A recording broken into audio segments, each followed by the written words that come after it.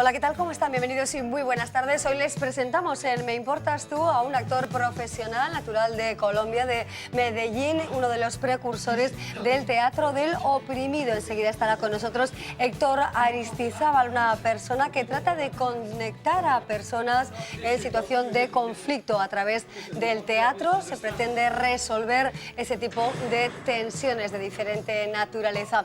En una tarde en la que también les presentamos la última obra, el último proyecto de Blanca Marsillac, que junto con la obra social de la Caixa viajan a Pamplona con un proyecto para involucrar a las personas mayores en las artes escénicas. Además, les vamos a dar a conocer la obra Noviembre del autor salvadoreño Jorge Galán. Con él estuvimos en el Colegio de Jesuitas de Pamplona. Él ha escrito acerca del asesinato de varios jesuitas en 1989, una obra que le ha supuesto el exilio de su país. Está amenazado precisamente en El Salvador, uno de los lugares más peligrosos del mundo. Y también hoy vamos a charlar con el astrofísico y director del Planetario de Pamplona, Javier Armentia, acerca de los ovnis, de los cuerpos extraterrestres y de la desclasificación de algunos expedientes que afectan a Navarra. Avistamiento de ovnis en Las Bardenas y en Burlada. Son estos algunos de los temas que les proponemos para disfrutar de la tarde aquí en Me Importas Tú. Espero que les interesen. Enseguida comenzamos.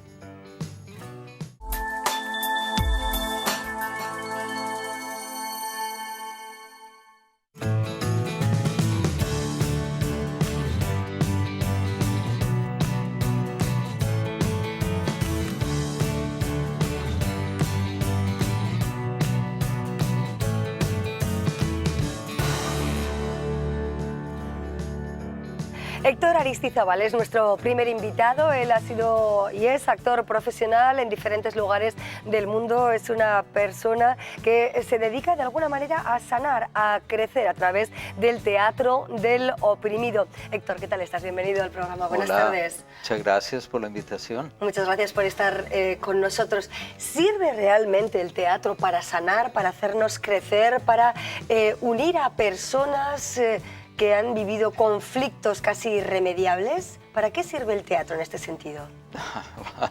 A ver, el teatro es arte, primero que todo, y realmente nuestro trabajo no es que sirva para algo. Yo, por ejemplo, lo hago porque a mí me ha servido.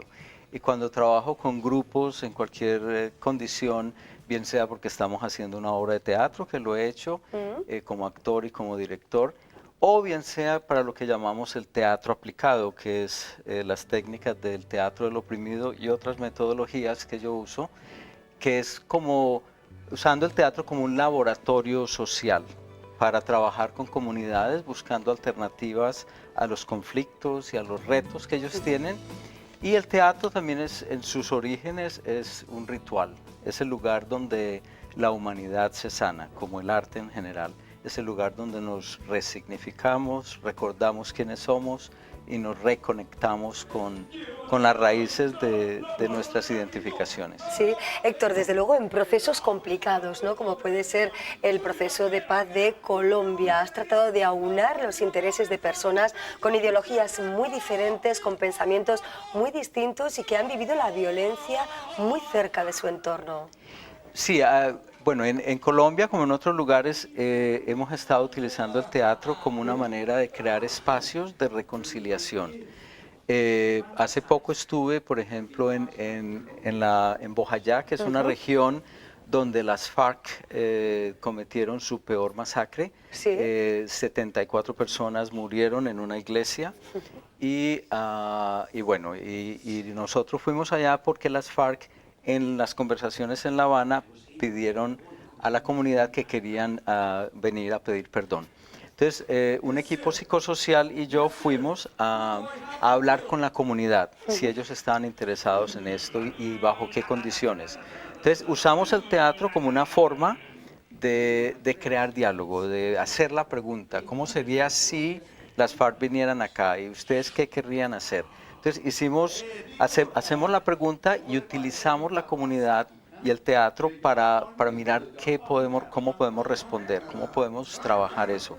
Entonces, es conjurar la imaginación para buscar alternativas. No es decirle a la gente haga esto o haga aquello, sino es usar el teatro para mirar, si yo tengo a un guerrillero enfrente mío y yo he sido víctima, ¿cómo reacciono? Entonces reacciono de alguna manera, pero otra persona de la comunidad puede venir y reaccionar de otra manera.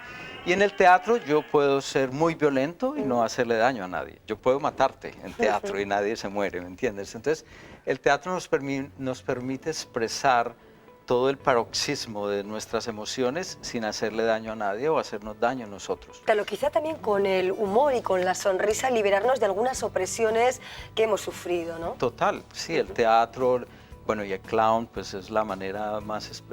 en el clown yo puedo exagerar, puedo convertirme en monstruo, puedo convertirme en un ser mitológico más grande que la vida. El teatro activa la imaginación, que es la capacidad que todos tenemos de crear otro mundo, de si no nos gusta lo que vemos, podemos imaginarnos qué nos gustaría en cambio. Claro. Héctor, ¿cuáles han sido tus experiencias en otros lugares del mundo, ¿no? En Colombia, por supuesto, como comentas, en una etapa política además muy concreta en la que venció el no precisamente a ese acuerdo de paz. Bueno, ¿cómo lo habéis vivido allí? ¿Y se puede considerar que triunfó el odio, como han querido decir algunos? Mira, el plebiscito es solo parte del proceso de paz que ha estado viviendo el país. El plebiscito fue un momento muy difícil para aquellos que pensábamos que estábamos listos para aprobar todo el trabajo que se ha hecho en La Habana, pero el plebiscito lo que nos muestra es que el país todavía está polarizado, está muy dividido. Por ejemplo, solo el 62% de la población no votó. En algunas regiones, tal vez por lo del huracán Andrew, que pasó por ahí ese día, pero pienso que es que un país que lleva 52 años en guerra, es muy difícil imaginar una forma diferente, imaginar que podemos pensar muy distinto tú y yo no tengo que hacerte daño o esconderme o pensar que tú me vas a hacer daño, que es lo que ha pasado en Colombia. Entonces hay mucho que sanar y por el otro lado hay mucha educación de paz que necesitamos hacer. Entonces el no fue un recordarnos dónde estamos. Fue muy interesante que inmediatamente las FARC y el gobierno dijeron, bueno, volvamos a la mesa de negociación, que mucha gente no estaba esperando eso. Y lo otro es que sí, en la campaña del sí hubo mucho uso de la mentira, que es muy común en la política, no solo allá, mira lo que está pasando en Estados Unidos ahora, pero también el miedo. O sea, y lo otro es que yo pienso, y algunos pensamos, que hay muchas personas y entidades e instituciones en Colombia que le tienen más miedo a la verdad que a la paz.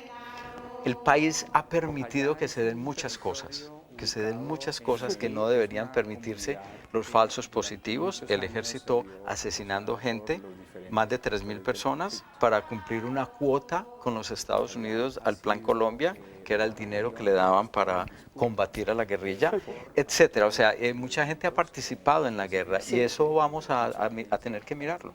Héctor, hablas de educar para la paz. Aquí precisamente estamos en una parte del país, ¿no? de España, estamos en Navarra, el País Vasco muy cerca. Bueno, pues lugares que hemos sufrido la violencia, partes bueno, pues muy complicadas de nuestra historia, heridas muchas veces todavía abiertas, y se habla de la violencia de la banda terrorista ETA, también, por supuesto, de la Guerra Civil Española. ¿Cómo curar heridas? ¿Cuál sería el mejor proceso desde tu punto de vista, por ejemplo, en todo lo que concierne a las víctimas del terrorismo? ¿Cómo superar, bueno, pues, problemas que ahora mismo pueden estar enquistados entre víctimas y victimarios? Bueno, hay muchas formas y pienso que cada comunidad, cada país, cada persona, cada familia tiene que encontrar sus maneras. Yo soy terapeuta y la terapia es una manera, sin embargo el arte también es otra manera de procesar esas historias.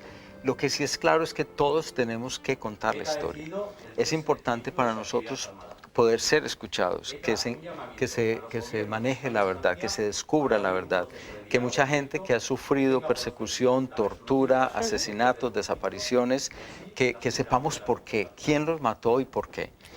Ahora, toda reparación es una reparación simbólica. Nadie nos va a devolver los muertos. Nadie va a devolver la gente que ha muerto en los atentados terroristas. Nadie va a devolver la tranquilidad a las personas que han sido torturadas por el Estado, que ha pasado acá en España, ha pasado en el País Vasco. O sea, tenemos que enfrentar eso que ha pasado, que de alguna manera a todos nos ha afectado y todos hemos participado en eso. Entonces, parte de esto es poder decir la verdad. Lo otro es poder escucharla y poder tomar responsabilidades. En algunos casos estamos hablando de justicia transicional.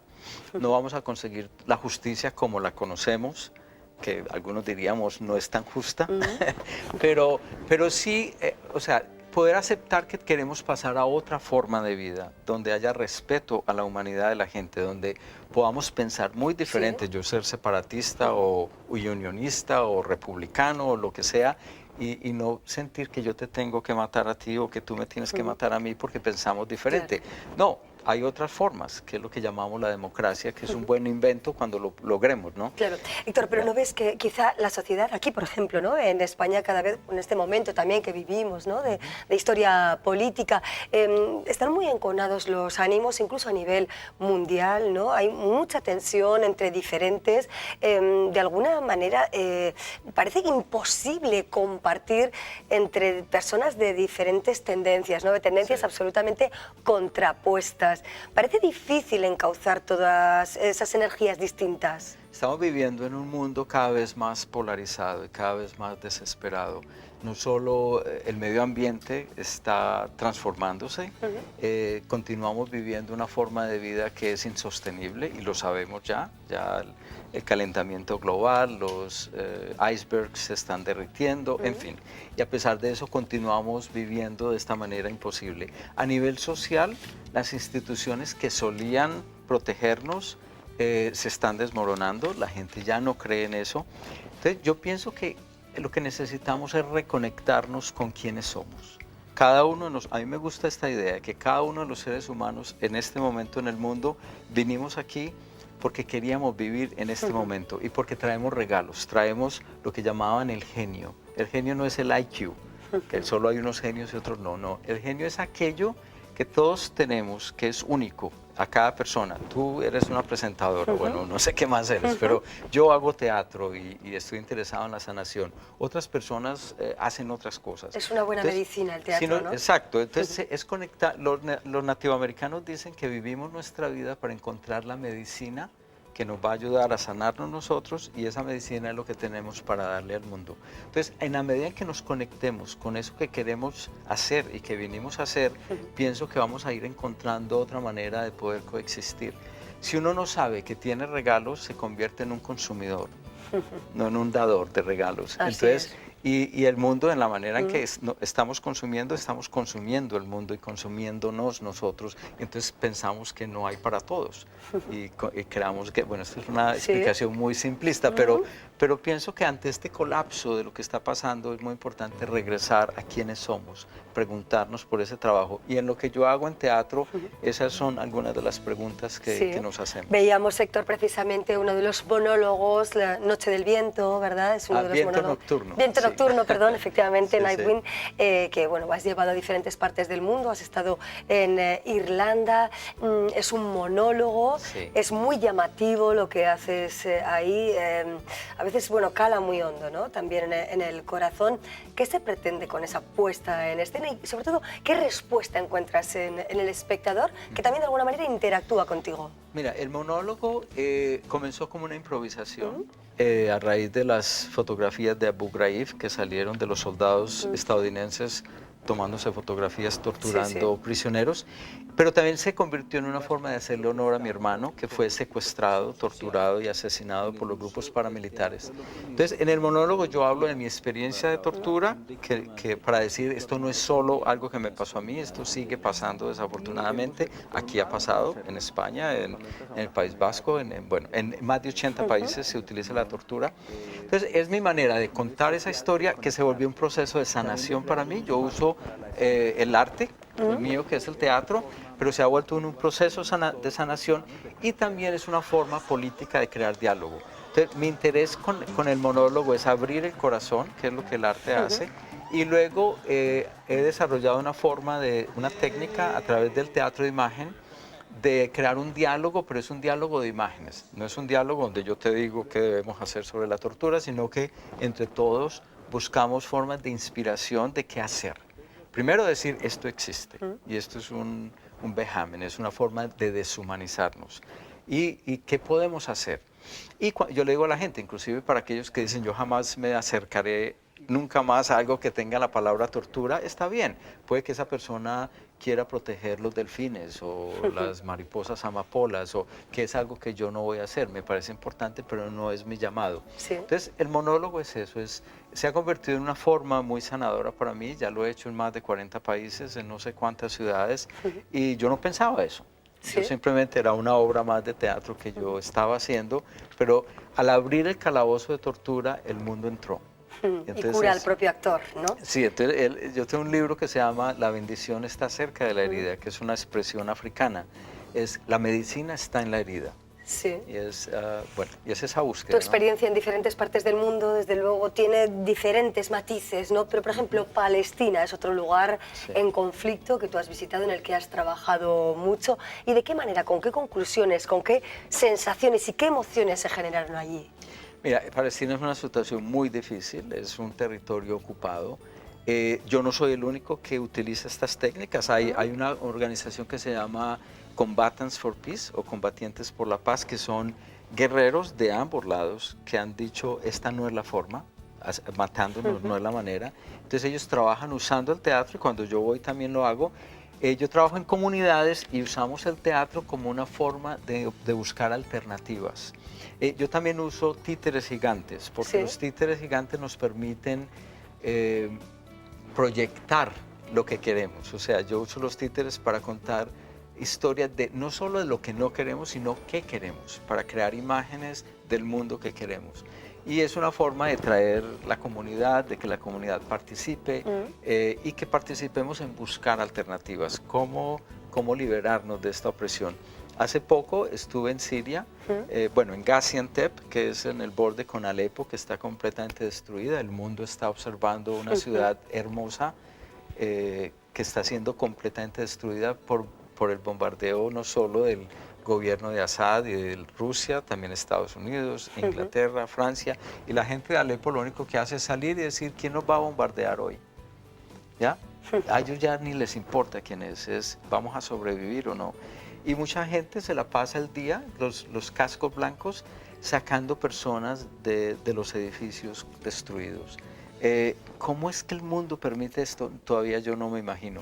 Pero mi trabajo es ir allá y mirar cómo podemos dar cuenta de esto, cómo podemos seguir creando comunidad. Claro, y ante personas que quizá, bueno, tengan tan solo un rayo de esperanza, ¿no? Y que precisamente su esperanza es sobrevivir una hora más o un día más. Llega el teatro, llegan los actores.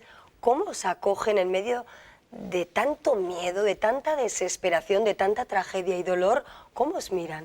Mira, yo por ejemplo he estado en campos de refugiados y donde la gente tiene hambre, donde la gente ha perdido todo, y yo veo los padres cuando me ven jugar con los niños, y para ellos ver que sus niños se están riendo y están jugando es una cosa increíble. Eso no va a parar la guerra, el teatro no va a cambiar la sociedad, pero sí pienso que aquellos que tenemos la fortuna de podernos conectar de esa manera, podemos pensar en otras posibilidades. Yo cuando estaba pequeño bueno, cuando estaba adolescente, la mayoría de mis compañeros se volvieron guerrilleros o paramilitares o sicarios, la gente que trabajaba para los mafiosos antioqueños, Pablo Escobar, en fin, matando gente. Y a mí el teatro fue lo que me permitió decirle no a eso. El teatro me permitió imaginarme que había otra vida y hacerlo en el escenario. Ahora yo trabajo más que todo con gente que no son actores. Trabajo con todos los seres humanos que tenemos la capacidad de actuar, de imaginar, de usar nuestro cuerpo para crear escenas de aquello que queremos y como alternativa a lo que no queremos.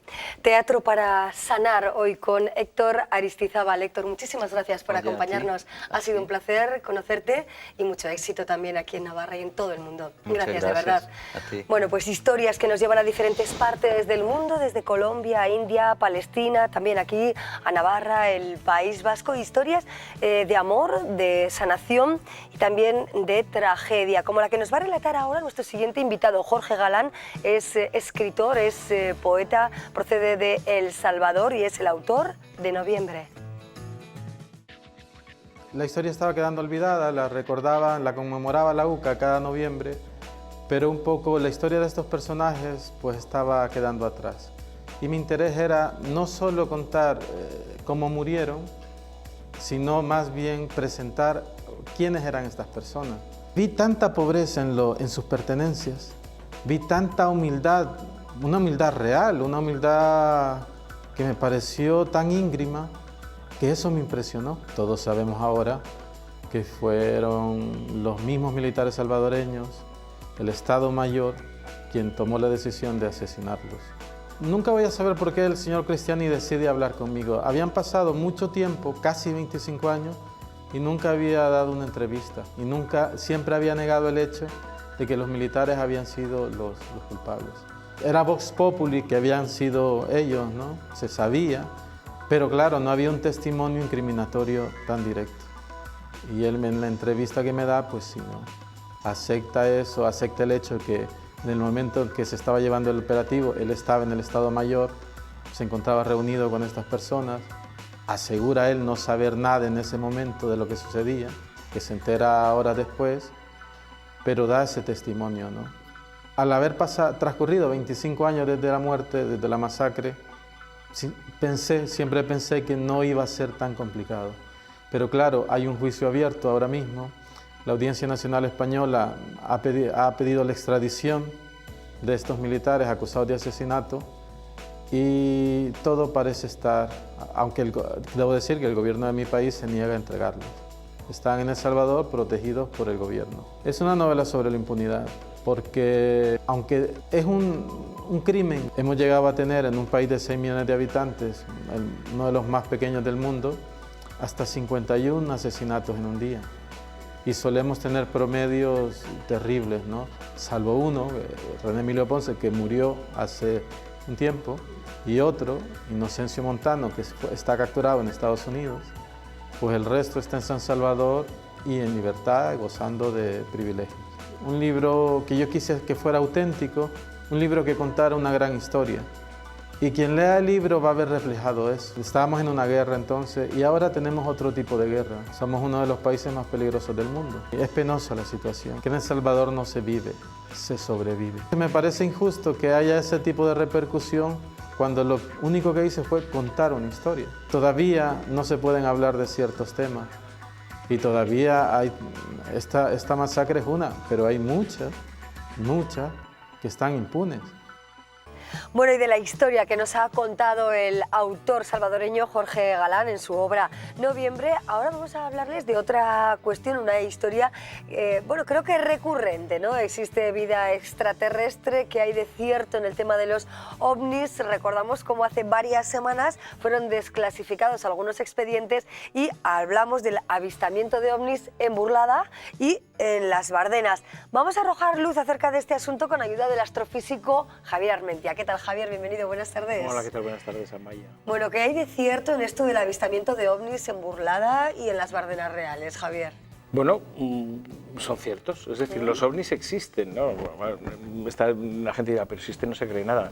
En efecto, los ovnis, es decir, los objetos volantes no identificados, gente que ve cosas en el cielo y no sabe qué son, pasa a veces y pasa más a menudo de lo que se cree, ¿no? Porque, bueno, cuando vemos algo en el cielo inesperado, tendemos a interpretarlo dentro de eso que hemos llamado platillos volantes, ¿no? De los Sí. ovnis. Los ovnis se convierten en esa especie de folclore con la que todos entendemos y tal. Entonces, todos estos casos que se habían desclasificado en el año 92, de hecho, no son nuevos, lo que pasa es que ahora están en Internet, todos estos casos vienen a confirmar que a lo largo del tiempo, pues la gente, pues por ejemplo, unos militares, como pasó en las Bardenas, que estaban allí, pues llevaban ya 14 horas de guardia y tal, de repente ven unas luces, se asustan, Sí. llaman a los mandos y ven una luz que aparece y tal, y no se sabe qué es. Posiblemente, fíjate, podrían ser unos cazadores. Se habló de que podía ser un helicóptero cercano. Sí. Podía haber sido la Luna, que salía un poco después de esas horas a las que ellos vieron el ovni, pero no sería improbable que habían recordado mal las cosas. Podían ser muchas cosas, pero ellos lo interpretaron como si fuera una especie de nave, ¿no? ¿Por qué? Pues porque en los años 70, cuando esto pasa, estaban de moda los ovnis. En el año 74, 75, cada año se publicaban, lo recordaba el otro día mirando la hemeroteca del ABC, Sí. se publicaban cientos de casos al año, ¿no? Estaba Juan José Benítez en la Gaceta del Norte Claro. contando, inventando todas Sí. las historias aquellas de los extraterrestres que nos visitaban y tal, y entonces era un tema de moda, y cualquiera que veía algo en la noche decía, "Ah, yo también he visto un ovni", ¿no? Sí. Bueno, vamos a seguir y ahora me gustaría que nuestra mirada nos llevara a Estados Unidos, ¿no? Porque Hillary Clinton ha dicho lo siguiente: los extraterrestres podrían haber visitado la Tierra, y la candidata demócrata, bueno, pues prometía recientemente investigar los ovnis si llega a la Casa Blanca en 2017, ¿no? Es uno de los planteamientos que ha hecho Hillary Clinton en relación con la vida extraterrestre. Ya recordamos como su marido, ¿no? Bill Clinton, cuando fue presidente de los Estados Unidos, también hablaba de este asunto.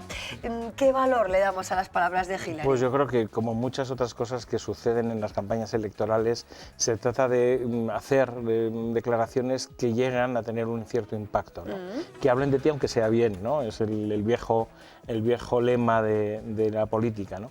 Hay que tener en cuenta que, por ejemplo, en el caso de Estados Unidos, desde mediados de los 70, los casos de ovni clásicos, los que generaron todas las primeras oleadas de ovni de finales de los años 40, los 50 y los 60, esos que hemos visto luego en las películas, en los expedientes X, en los proyectos Blue Book, el libro azul y todo eso, todos esos casos fueron puestos públicos. Es decir, los informes, como pasa ahora en el caso del Ejército del Aire, se pueden consultar y se ve que ahí no hay nada, ¿no? Al principio se pensaban los americanos que había una amenaza principalmente rusa. Se pensaban que los rusos habían desarrollado armas que eran capaces de penetrar el espacio aéreo. Y con eso pusieron un montón de globos y algunos de los satélites para investigar. Y no detectaron nada. O sea, quiero decir, lo más importante es como pasa con el Ejército del Aire Español. Sí. Lo más importante es que todos los casos ovnis no hablan de extraterrestres. Hablan de gente que veía cosas y que no tenía. Lo que pasa es que esto vende imagen y lo estamos viendo, ¿no? Fíjate Es cuántas de- personas bueno, han llamado a los medios de comunicación, Muchísimo. a las radios, sobre todo. Hace poquito escuchaba, ¿no?, una señora que contaba que había visto un objeto, que era de color verde luminoso, que veía una figura dentro. Claro, sí, ¿Esto sí. qué es? ¿Imaginación Mira, o qué hay de cierto? ¿Qué puede haber? Pues que nosotros interpretamos lo que vemos en los términos de cosas que conocemos y que queremos conocer. Mira, te pongo un ejemplo. Si yo te hablo, ahora que no sé, te hablo de zombies, ¿no? Sí. Tú sabes cómo se comporta un zombie, lo que es un zombie. Los zombies no existen. Y sin embargo todos tenemos creados al personaje, un vampiro, son personajes imaginarios. Los extraterrestres de los platillos son personajes imaginarios que lo hemos desarrollado a la base de una literatura, del cómic, de la ciencia ficción y de estos testimonios, ¿no? Mira, un caso muy concreto además que pasó aquí. El 25 de diciembre, el día de Navidad del año 80, unos militares, precisamente en Bardenas también, ven una nave que describen como un objeto muy grande y que está a pocos kilómetros volando hacia ellos, ¿no? Se ponen al polígono de tiro. Sí. En Morón de la Frontera, en otra base, hay otro testimonio similar a la misma hora.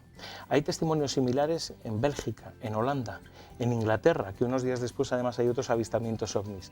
¿Qué estaba pasando ese día, exactamente a esa hora, en torno a las 11:20, 11:10 de la noche, el 25 de diciembre del año 80?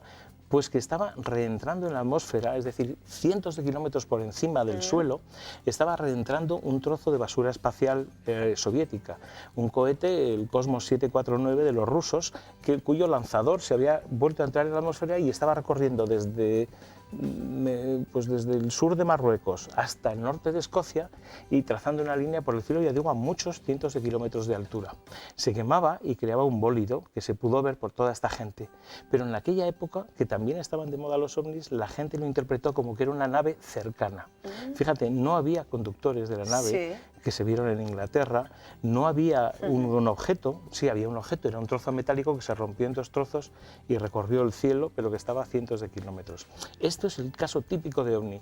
Lo que pasa es que muchas veces no sabemos qué originó la señal original. En este caso lo sabemos, porque estaba ese cohete y nadie dijo, sí, vi un bólido y además del bólido vi el extraterrestre. No, lo que estaban viendo era sin duda el bólido. Bueno, interesante, ¿no? Pero sí que es cierto, ¿verdad, Javier? Yo creo que se generan muchas dudas o interrogantes porque ha habido momentos en los que no ha habido una respuesta, bueno, convincente o a ciencia cierta o muy fuerte, con un gran rigor, cuando se pregunta si hay vida extraterrestre. ¿Es así? Es cierto, y más cuando los informes involucran a autoridades civiles o militares, especialmente las militares, que no son muy dadas normalmente a transmitir la información de forma transparente, ¿no? Y menos en la época del franquismo. Muchos de estos casos que hemos tenido ahora son de una época en la que tampoco tenemos los registros de la Brigada Político-Social, por poner un caso completamente diferente. Pero no hace falta una conspiración de los militares para entender ese secretismo, ¿no? Yo creo que, por un lado, pasa que a los militares no les gusta que hablen de ellos. Pasa además que estos datos o estos sucesos ponían en duda quizás la capacidad de los militares para salvaguardar el espacio aéreo y no les gustaba dar los datos, y de hecho en estos informes están tachados todavía no solamente los nombres de personas, sino también los datos de los radares o de los sistemas de control que había entonces, porque entonces y ahora no interesaba saber, que los malos no sepan cómo entrar en el territorio aéreo español sin que se entere nadie, ¿no? Claro. O sea que fíjate que a veces con causas de estas se pueden explicar. Queda lo otro, queda esa pregunta, pues el otro día teníamos por el planetario a Guillem Anglada, que es un científico que ha encontrado un planeta en torno a la estrella más cercana, a Próxima Centauri, y decía, quizás tenga agua, quizás haya vida y quizás incluso haya vida inteligente y quizás dentro de unos decenios podamos llegar a conectar con ese mundo y saber qué pasa allí. Eso es la búsqueda de extraterrestres seria, completamente diferente, posiblemente no genera estas noticias. Claro. Javier, ¿qué países se preocupan más o se sienten más cerca de este fenómeno ovni? Hablamos de Estados Unidos, Rusia. ¿Qué países sienten como más suyo este tema, ¿no? Con mayor preocupación? Sí, el mundo de los ovnis, que nació al comienzo de la Guerra Fría, hay que recordar aquel escenario de dos bloques con una demostración de fuerza, con el poderío atómico que estaba empezando y el poderío espacial que estaba empezando también, ¿no? El primer lanzamiento es en el año 57 y no es ajeno a que se cree un poco todo esto. Evidentemente los primeros estudios que se hicieron fueron por parte de organismos militares estadounidenses y soviéticos, lo sabemos ahora, pero casi todos los ejércitos, casi todo, Francia hubo un comité de investigación ovni hasta los años 80 y luego se conoció, en Inglaterra también, o sea que en muchos países hubo, aquí no llegó a haber tanto, se pasaban los informes, había un juez que tenía que hacer una pequeña investigación que recogía normalmente los testimonios y ahí pasaba. Pero interesaba, yo creo, sobre todo por ver si lo que había detrás del fenómeno ovni, no porque fueran extraterrestres, sino porque fueran realmente el enemigo, ¿no? Lo que pasa es que vieron que no eran ni lo uno ni lo otro. Bueno, pues ahí tenemos algunas de las claves en forma de respuesta en torno a la vida extraterrestre y a si existen o no los ovnis, independientemente de lo que nos cuenten las películas, ¿no? Claro. Ahí recordamos Independence Day, por ejemplo, u otras películas, bueno, pues que se habla de invasores, pero cine, no realidad, ficción. Javier Armentia, muchísimas gracias por acompañarnos. Un placer como siempre, desde luego, Javier. Vamos a hacer ahora una breve pausa para nuestros compromisos publicitarios y luego seguimos con otros asuntos.